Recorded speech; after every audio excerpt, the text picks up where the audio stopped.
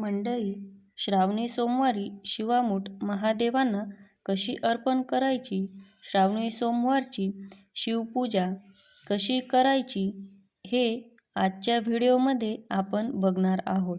तेव्हा हा video skip न करता शेवटपर्यंत नक्की पहा.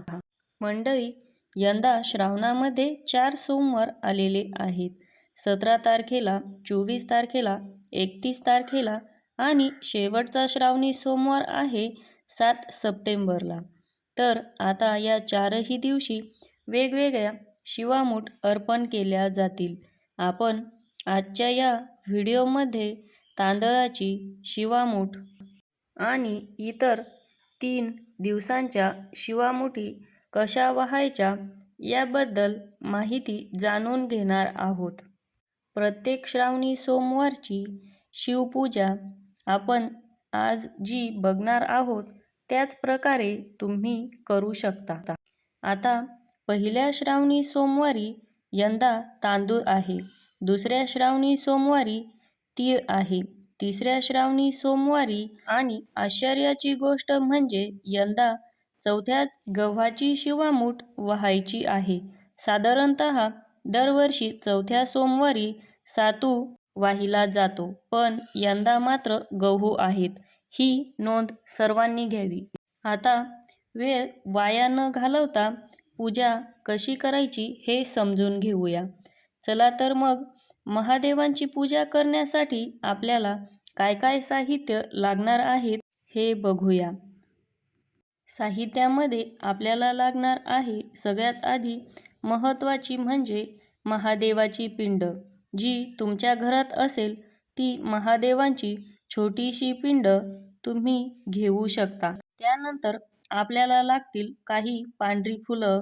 महादेवांना पांढरी फुलं खूप आवडतात. त्यानंतर पंचामृत, तुपाची निरांजन, उदबत्ती, विड्याची पानं, चंदन. महादेवांना चंदन लावलं जातं म्हणून चंदन, भस्म, नैवेद्यासाठी खडीसाखर, त्याचबरोबर वस्त्रमाळ. पण ती पांढरी. महादेवांना आपण रंगीत वस्त्रमाळ वाहत नाही, त्यासाठी ती वस्त्रमाळ पांढरी आपल्याला घ्यायची आहे. विड्यासाठी लागणार आहे खारीक, खोबरं, बदाम आणि दक्षिणा. त्याचबरोबर महादेवांच्या पूजेत जो सगळ्यात महत्त्वाचा भाग असतो तो म्हणजे बेलपत्र, बेलाची पानं आणि 5 फळं. या प्रकारे तुम्ही साहित्याची जमवाजमव करून घेऊ शकता. सोमवारसाठी लागणाऱ्या पूजेची तयारी आपण आदल्या दिवशी सुद्धा करू शकता. आपण सोमवारी बेलपत्र तोडत नाहीत, त्यामुळे आपण आदल्या दिवशीच बेलांची पाने तोडून ठेवू शकता. त्यानंतर महादेवांची पूजा करायला तुम्ही आसन आथरून घेऊ शकता. कुठलीही पूजा असली तर त्याआधी आपण गणपती बाप्पांची पूजा करतो आणि त्याप्रमाणे आपण आधी गणपती बाप्पांची पूजा करून घ्यायची आहे. गणपती बाप्पांचे प्रतीक म्हणून आपल्याला एक सुपारी घ्यायची आहे. ती सुपारी ताम्हणात ठेवून स्नान घालून घ्यायचे. स्नान घालत असताना ओम गण गणपतये नमः, ओम गण गणपतये नमः या मंत्राचा जप करायचा आहे. त्यानंतर पंचामृताने स्नान घालून घ्यायचे आहे. त्यानंतर आपण मांडलेल्या चौरंगावरती बाप्पांना विड्याचे पानं ठेवून त्यावरती अक्षता ठेवून गणपती बाप्पांची स्थापना करायची आहे. स्थापना केल्यानंतर गणपती बाप्पांना हळदी कुंकू अक्षता अर्पण करायच्या आहे. पूजा करत असताना ओम गण गणपतये नमः या मंत्राचा जप करायचा आहे. गणपती बाप्पाला फूल अर्पण करायची आहेत आणि मनोभावे नमस्कार करायचा आहे. आता महादेवांची पिंड ताम्हणामध्ये ठेवायची आहे आणि महादेवांच्या पिंडीला सुद्धा जलाभिषेक करायचा आहे.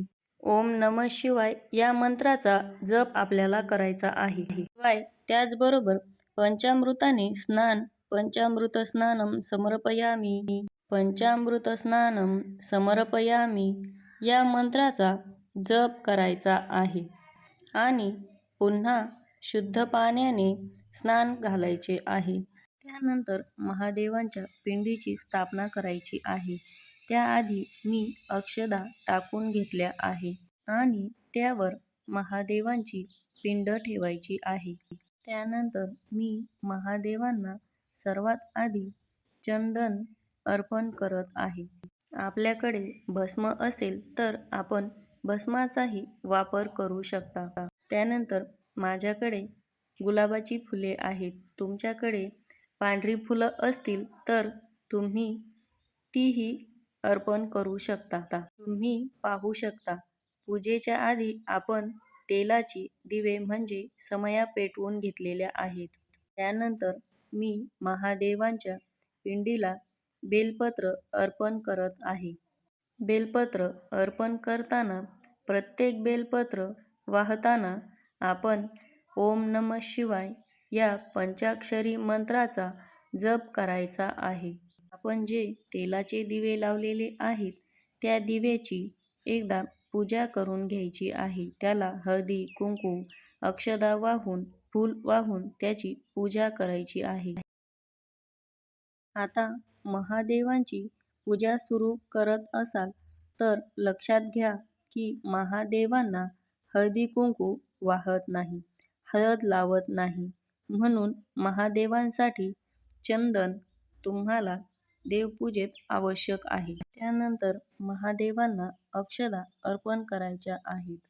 त्यानंतर महादेवांना फुलं अर्पण करायची आहेत. पूजा करत असताना महादेवांच्या पंचाक्षरी मंत्राचा जप तुम्हाला करायचा आहे. तुमच्याकडे जितकी बेलपत्र असतील 5, 7, 11 त्याप्रमाणे बेलपत्र तुम्हाला वाहायची आहे.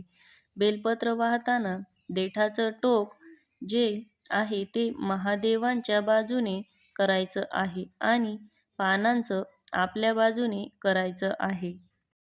ओम नमः शिवाय या मंत्राचा जप तुम्हाला पूर्ण पूजा होईपर्यंत करायचा आहे.